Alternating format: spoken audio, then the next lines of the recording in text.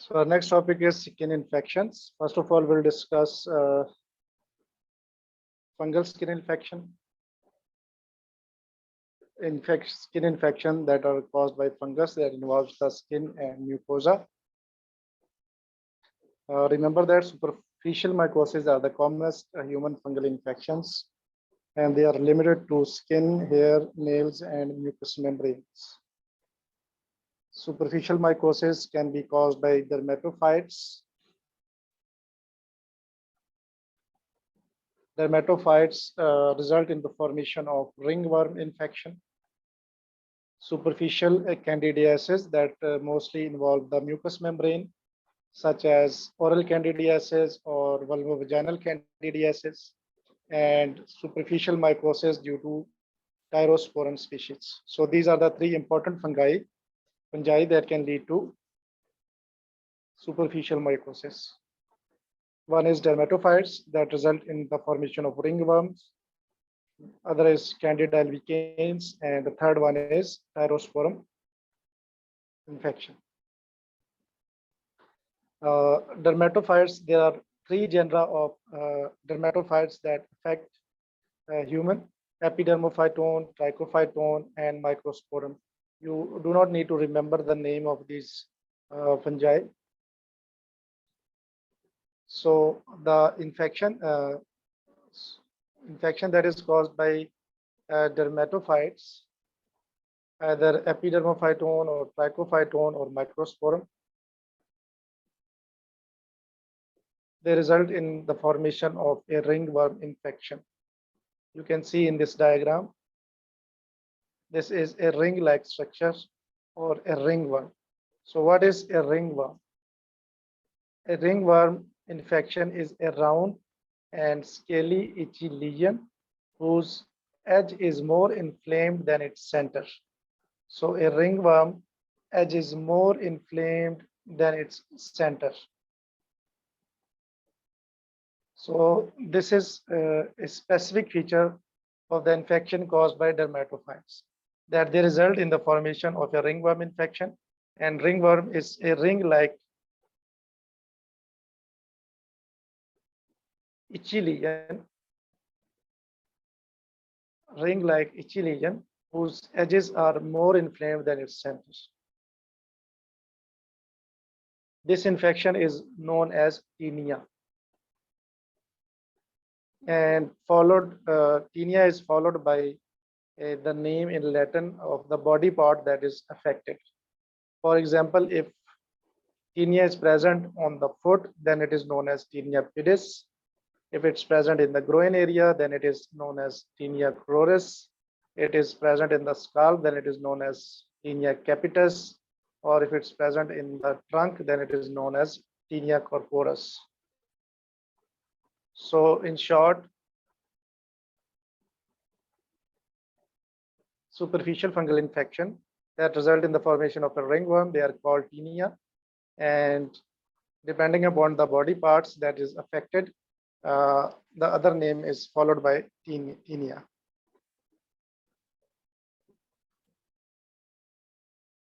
So we will discuss one by one. So if a ringworm is present on the scalp, it is known as Tinea capitis. It is caused by dermatophyte species such as trichophyton and microsporum species. So what happens if there's a ringworm infection on the scalp? It will result in hair loss or alopecia. Yesterday we discussed a condition which was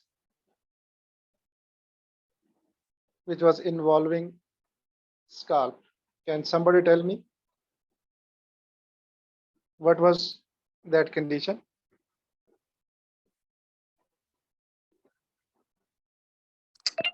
Sebaceous dermatitis. Sebaceous or seborrheic dermatitis. That's right. Excellent. So seborrheic dermatitis, what was the cause of seborrheic dermatitis?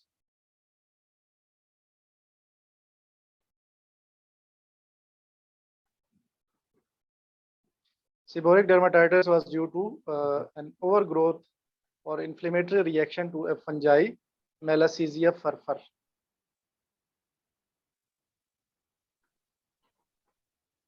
So how you can differentiate seborrheic dermatitis and Tinea capitis? So the presenting complaint in seborrheic dermatitis was red greasy areas with fine scales. While in case of Tinea capitis, the main complaint is hair loss or alopecia. So in seborrheic dermatitis, red greasy areas with fine scaling, or a patient with seborrheic dermatitis that involves scalp can present to you with dandruff as well. So this was the presentation in case of seborrheic dermatitis. While in case of Tinea capitis, there is because it involves the hair follicles, so they result in hair loss or alopecia very rapidly. So a very rapid hair loss, and also there's a risk of scarring in case of Tinea capitis.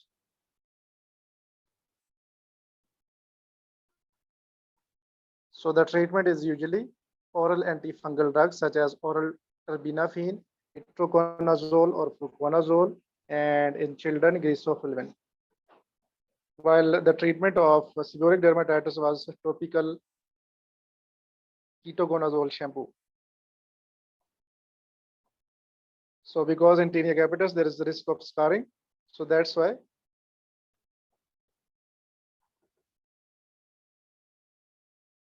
we need to use oral antifungal drugs such as oral terbinafine, itraconazole, or fluconazole in adults, and grisofulvin in children. So ringworm infection on the scalp is known as Tinea capitis. Now a ringworm infection or a fungal infection due to dermatophytes in the groin region, as you can see in this diagram, central clearing and raised edges, your diagnosis will be a fungal infection. And depending upon the name of the location, such as here, the location is groin region, so it will be known as Tinea.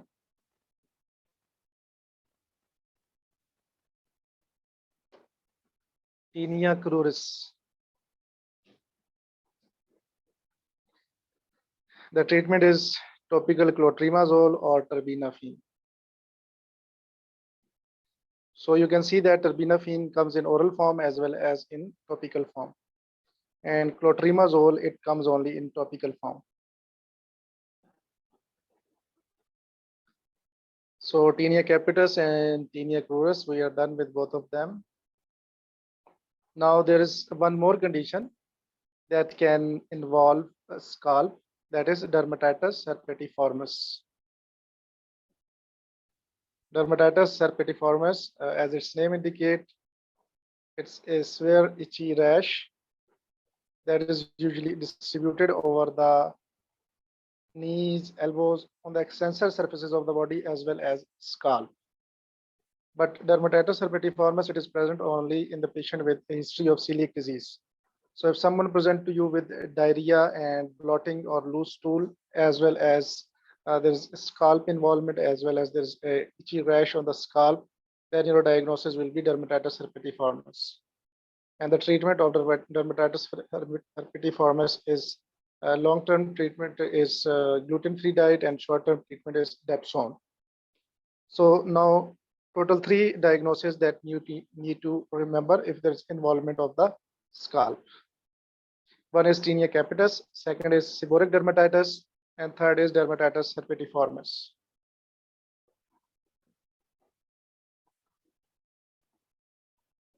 Seborrheic dermatitis usually present with dandruff formation, and the main presentation of Tinea capitis is rapid hair loss or alopecia with scarring. And dermatitis herpetiformis, there will be features of celiac disease usually will be given.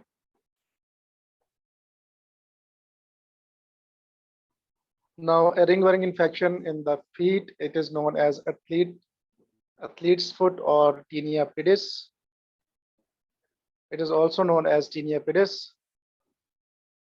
Again, it is caused by superficial skin fungi such as trichophyton. Usually, the following is seen between the toes, that is scaling and flaking and itching. So between the toes, there will be itching between the toes. Your diagnosis will be fungal infection of the foot or Tinea pedis or athlete's foot. Treatment is topical imidazole or topical terbinafine.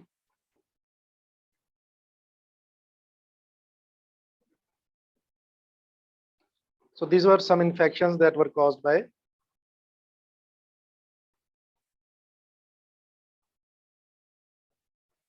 dermatophytes such as Tinea capitis, Tinea Cruris, Tinea pedis, and if the same infection occur in the trunk, on the trunk, then it is known as Tinea corporis. Now our next fungal infection is Tinniasis versicolor. Tinniasis versicolor, it is caused by Pteriosporum species that is different from dermatophytes. Tinniasis versicolor. So again, we will focus on the name. It's Tinniasis versicolor. Versicolor, it means to change colors. So wherever this infection occurs, the color of the skin is changed. It either become hypopigmented or pink or brown. The color of the normal skin changes to a hypopigmented area or pink area or a brown area.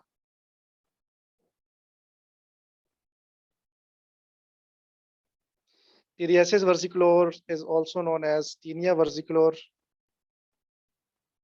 fungal infection that lead to change of the color of the skin. They most commonly affect the trunk, and the patches may also be hypopigmented, pink or brown, because the color of the skin is changed. That's why they are called versicolor. Mild pruritus is also found. So pruritus is a feature of all the fungal infections. Predisposing factor include, the important ones are immunosuppression and cussing disease and malnutrition. Management is topical ketoconazole shampoo because it is more cost effective for large areas, because Tinea versicolor, it most commonly occur on the trunk. That's why ketoconazole shampoo is preferred over other topical antifungal drugs. And if the disease is extensive or failure to respond to topical treatment, then we will consider oral itraconazole. So initially, if the disease is not extensive, it can be managed with ketoconazole shampoo. And if the disease is extensive or if it does not respond to topical treatment, then we will use oral itraconazole.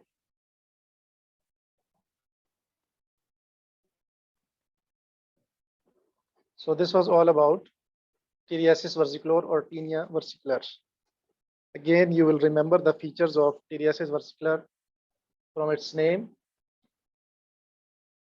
that change of the skin of the color to hypopigmented areas. The most common presentation is there is hypopigmented patches on the skin and that are associated with mild itching. Because it's a fungal infection, so it will be managed with, first line is topical antifungal, and if it does not respond to topical, then we'll use oral antifungal such as oral itraconazole.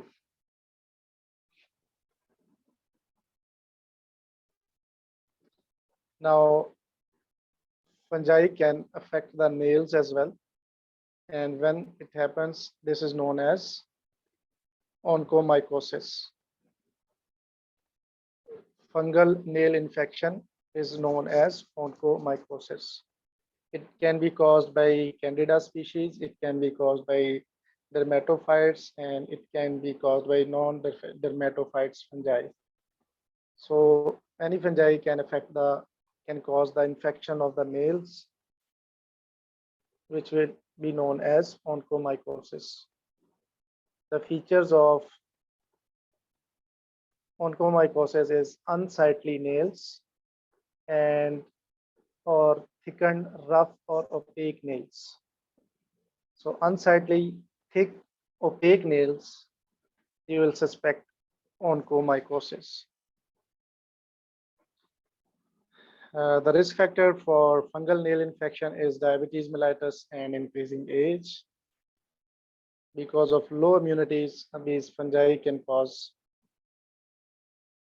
nail infections, which is known as oncomycosis. And the feature of oncomycosis include unsightly, thick, and opaque nails.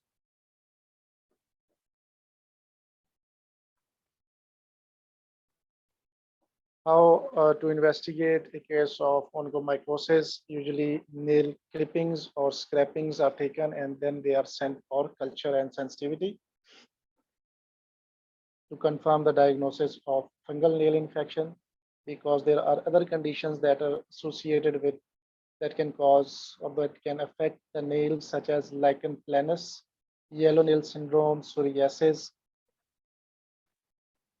In yellow nail syndrome, the nails become yellow. It is a genetic disease.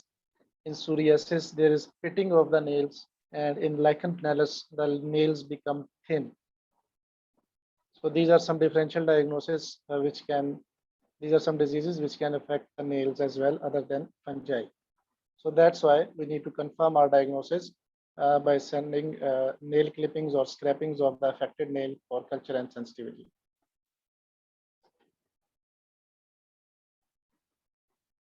Diagnosis should be confirmed before starting the treatment, because antifungal treatment is continued for months. That's why it's important to confirm the diagnosis before starting the treatment. If on culture sensitivity there is dermatophyte infection, then we'll use oral terbinafine. First line drug is oral terbinafine or oral itraconazole. And if fingernails are affected, then the therapy will be continued for 6 weeks to 3 months. And if toenails are affected, then it will be continued for 3 to 6 months. So this was the treatment for if dermatophytes are identified.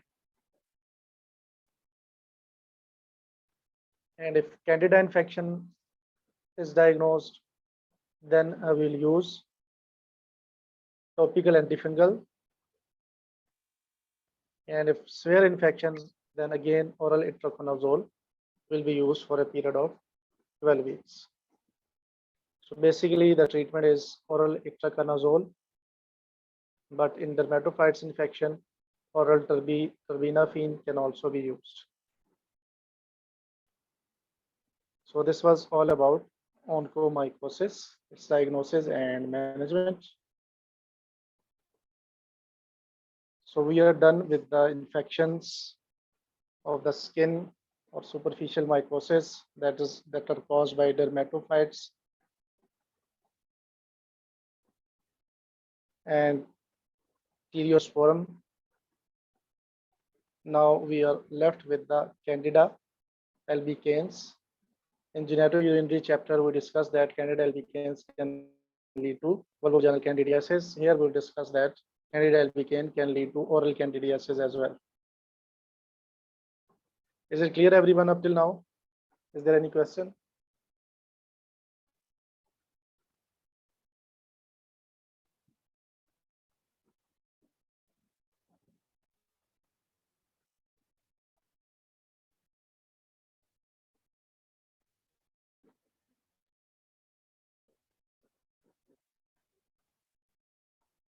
Okay. So oral candidiasis, candidal infection can occur in someone with a history of diabetes mellitus, immunosuppression, or smoking, or taking oral or inhaled corticosteroids. All these things will result in an opportunistic infection due to Candida albicans or oral candidiasis. The presenting features of oral candidiasis, they include thick white marks that can be rubbed out. In case of leukoplakia, the thick patch that is present in the oral cavity, it cannot be rubbed out. So if a person with a history of smoking present to you with a thick white patch in the oral cavity that can be rubbed out, then it will be Candida. And if the person present to you with a thick white patch that cannot be rubbed out, then it will be leukoplakia. Someone with a history of immunosuppression such as diabetes mellitus or taking inhaled steroids, they can develop oral candidiasis. While the risk factor for leukoplakia is only smoking. And the plaque in leukoplakia is usually sharply defined and it cannot be rubbed out. Oral candidiasis can be complicated and can lead to laryngeal candidiasis, esophageal candidiasis. When there is laryngeal candidiasis, hoarseness of voice occur. What is the treatment of oral candidiasis?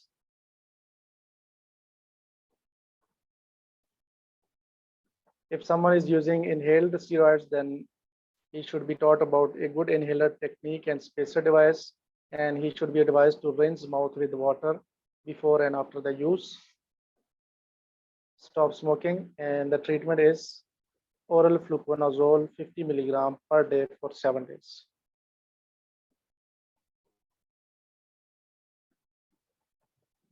And if the infection is mild and is localized, there is only one small patch in the oral cavity, then nystatin or miconazole oral gel can also be used. So for limited disease, nilstat or nystatin drops or oral miconazole gel, and for extensive disease, we can use oral fluconazole 50 milligram per day for 7 days. There is no treatment for leukoplakia. You can only advise the person to stop smoking.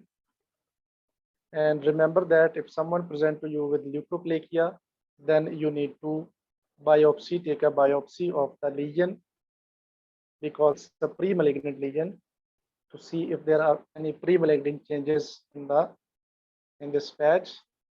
It's important to take a biopsy if someone present to you with leukoplakia. Now there's another condition in which there can be white patches in the mouth that is known as lichen planus.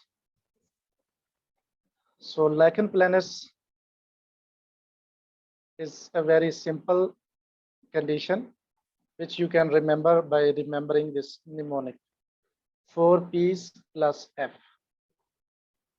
4 P's plus F. What are 4 P's? Pruritic, purple, papular or polygonal rash, plus F, flexor on the rash on the flexor surfaces.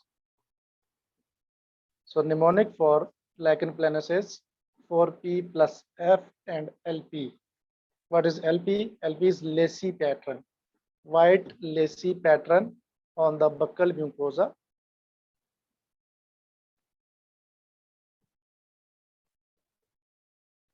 You can see this white lacy pattern on the buccal mucosa. This is lichen planus. L for lichen, L for lacy, P for planus, P for pattern. So white lacy pattern in the oral cavity is lichen planus. Lichen planus can occur on the flexor surfaces of the bodies as well. Like you can see in this diagram, that is purple, pruritic, papular, and polygonal. You can see all the features of lichen planus in this lesion. It is a purple lesion, polygonal many surfaces, pruritic, and it is on the flexor surfaces. So this is how you diagnose a case of lichen planus. And similarly, you can see white lacy pattern on the buccal cavity. So these are the two important features to make a diagnosis of lichen planus. The treatment is topical steroids, and extensive lichen planus can also be treated with oral steroids or even immunosuppression. So immunosuppressive drugs are given in the treatment of lichen planus. Remember that lichen planus is different from lichen sclerosis. Lichen planus is 4P and plus F and LP, while lichen sclerosis is an itchy white spot that is present on the vulva of elderly women. So lichen sclerosis or lichen planus is common in the oral cavity, while lichen sclerosis, it is found in the genital areas. So let's discuss what lichen planus or lichen sclerosis is. Lichen sclerosis is an inflammatory condition that affects the genitalia, and it is more common in elderly female. So if an elderly female present to you with itching and a white spot on the vulva, then you will suspect lichen sclerosis. Remember that lichen sclerosis increases the risk of vulval cancer in females. So if a female with lichen sclerosis does not respond to topical steroids and emollients, because it's an inflammatory condition, so you can use topical steroids and emollients in the treatment of lichen sclerosis. And the other thing that you need to remember about lichen sclerosis is that it increases the risk of vulval cancer. So there are some conditions in which taking a biopsy of lichen sclerosis is important. What are those scenarios in which it is important to take a biopsy of the lichen sclerosis? I will discuss it in the coming slide. First of all, tell me which other condition can, in females, which other condition can present with vaginal itching? A common condition in females. Bacterial vaginosis. Bacterial vaginosis. In bacterial vaginosis, there will be itching can be there, but there will be a discharge as well. So yes, this is one. Any other condition that can present with Candidiasis? That is mild itching. Bacterial, sorry. Any condition that is related to the hormones.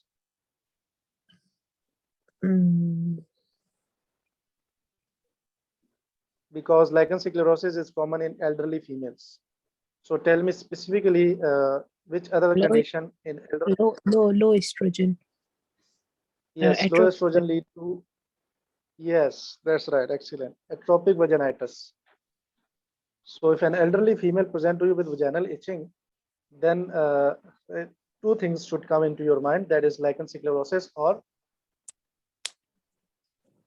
atopic vaginitis. Then how you can differentiate between lichen sclerosis and atopic vaginitis?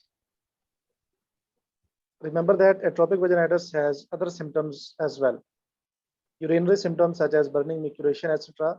And there is due to vaginal wall thinning, there is a dyspareunia. That is pain after sexual intercourse. So if dyspareunia is present, then it is most likely atopic vaginitis. Otherwise, it's lichen sclerosis. And if a white patch is visible on the vulva, then again it's lichen sclerosis.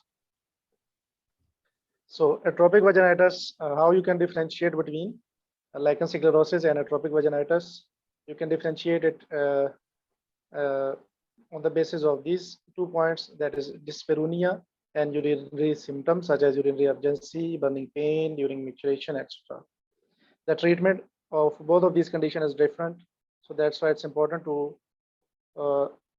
know which one is the diagnosis. In case of atopic vaginitis, topical estrogen is used, while in case of lichen sclerosis, steroids and emollients are used for itching. Lichen sclerosis increase the risk of vulval cancer. That's why you need to take a biopsy when when the patient will need a biopsy. 5 circumstances you need to remember when the patient with lichen sclerosis will need a biopsy. If there is a suspicion of neoplastic changes, for example, persistent hyperkeratosis, erosion or erythema, or newly warty or papular lesions. So in patient with the lichen sclerosis, if there is papular or wart formation, or if there is erosion, or if there is hyperkeratosis, then you will take a biopsy. If the disease fails to respond to adequate treatment, then again you will take a biopsy.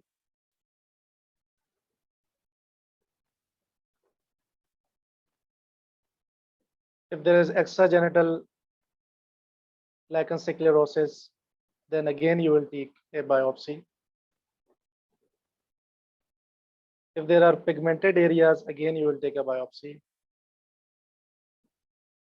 So these are some conditions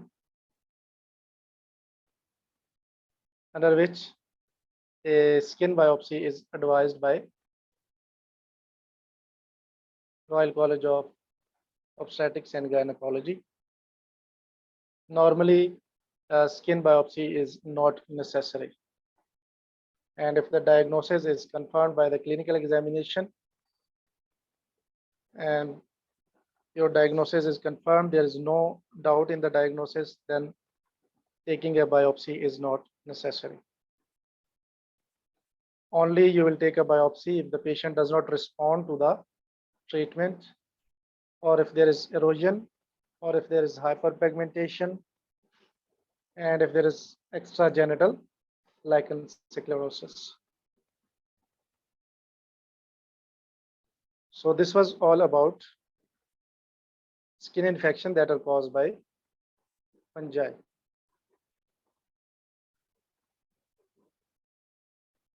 I hope it's clear to everyone. If there is any question, you can ask. Any confusion, you can clear it.